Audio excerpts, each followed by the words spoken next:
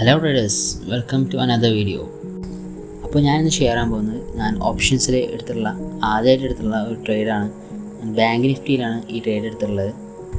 വെറും 5,000 rupees capital use ചെയ്തുകൊണ്ടാണ് ഞാൻ ഈ ട്രേഡിൽ എൻ്റർ ചെയ്തിട്ടുള്ളത്. അപ്പോൾ എന്താ പറയുക, നമ്മളെ റിസ്ക് മാനേജ്മെൻറ്റ് കാര്യങ്ങളൊന്നും ഈ ഒരു ക്യാപിറ്റൽ വെച്ചുകൊണ്ട്, ചെറിയ ക്യാപിറ്റൽ വെച്ചുകൊണ്ട് നമുക്ക് ചെയ്യാൻ കഴിയില്ല.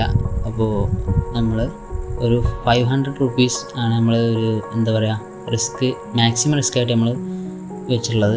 അതിനപ്പുറത്തേക്ക് നമ്മൾ ക്യാപിറ്റലിൽ നമ്മൾ റിസ്ക് ചെയ്യുന്നതല്ല.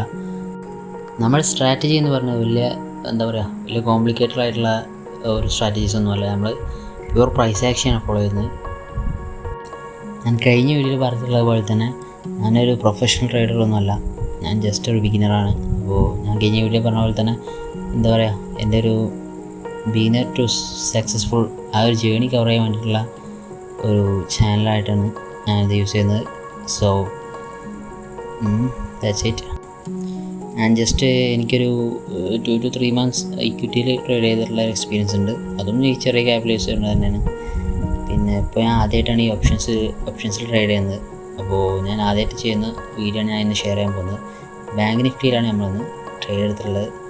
ഒരു 2 ദിവസം മുന്നേ എടുത്തുള്ള ഒരു ട്രേഡാണിത്. സോ നമുക്ക് വീഡിയോയിലോട്ട് പോകാം. ഞാൻ ഈ ട്രേഡ് എടുത്ത ദിവസമായിരുന്നു നമ്മുടെ Iran and Israel war announce ചെയ്തിട്ടുണ്ടായിരുന്നത്. സോ ഞാനൊരു ബിയറിഷ് വ്യൂവിലായിരുന്നു ഉണ്ടായിരുന്നത്. ഒരു നല്ല ഫോൾ പ്രതീക്ഷിച്ചിട്ടായിരുന്നു ഞാൻ മാർക്കറ്റിൽ എൻ്റർ ചെയ്തിട്ടുണ്ടായിരുന്നത്. ഞാൻ രാവിലെ നോക്കിയപ്പോഴും നിഫ്റ്റിയിലാണെങ്കിലും നല്ലൊരു ഗ്യാപ്പ് ഡൗൺ ആയിട്ട് കുറച്ച് താഴോട്ട് പോയിക്കൊണ്ടിരിക്കുകയായിരുന്നു. പിന്നെ നമ്മുടെ നിഫ്റ്റിയിലാണെങ്കിലും ചെറിയ ഗ്യാപ്പ് ഡൗണിലായിരുന്നു മാർക്കറ്റ് ഓപ്പൺ ആയിട്ടുണ്ടായിരുന്നത്.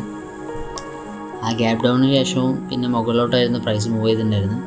പിന്നെ എൻ്റെ ഒരു വ്യൂ എന്താണെന്ന് വെച്ചാൽ ആ ഗ്യാപ്പ് ഫില്ല് ചെയ്തതിന് ശേഷം നേരെ താഴോട്ട് റിവേഴ്സ് ചെയ്യുന്നതായിരുന്നു. 1:2.51 ആയിരുന്നു നമ്മുടെ റിസ്ക് റിവാർഡ് റേഷ്യോ.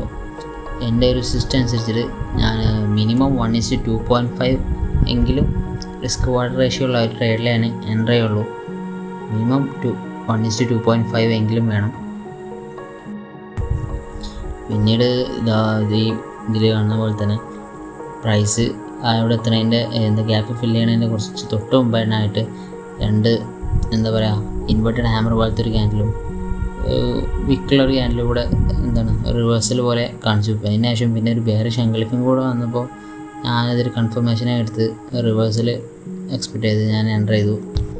നമ്മൾ ബാങ്ക് നിഫ്റ്റിയിൽ 46,600 PE ആയിരുന്നു ബൈ ചെയ്തിട്ടുണ്ടായിരുന്നത്. It is an out of the money strike price. But എൻ്റെ വ്യൂ തെറ്റായിരുന്നു. മാർക്കറ്റ് നേരെ മുകളിലോട്ടാണ് പോയത്. എൻ്റെ എസ്സലേറ്റ് ചെയ്തു 296 റുപ്പീസ് ലോസിൽ ഞാൻ ലോസ് ബുക്ക് ചെയ്തു, എക്സിറ്റ് ചെയ്തു. So that's it. ഞാൻ ആ ലോസിനെ ആക്സെപ്റ്റ് ചെയ്തു. So guys, that's it for today. ഇനിയും ഇതുപോലെ എൻ്റെ എല്ലാ ട്രേഡ്സും ഇതുപോലെ ചെയ്യാനുള്ള വീഡിയോ ആയിട്ട് ചെയ്യുന്നതായിരിക്കും. സോ എല്ലാവരും സബ്സ്ക്രൈബ് ചെയ്യുക, സപ്പോർട്ട് ചെയ്യുക.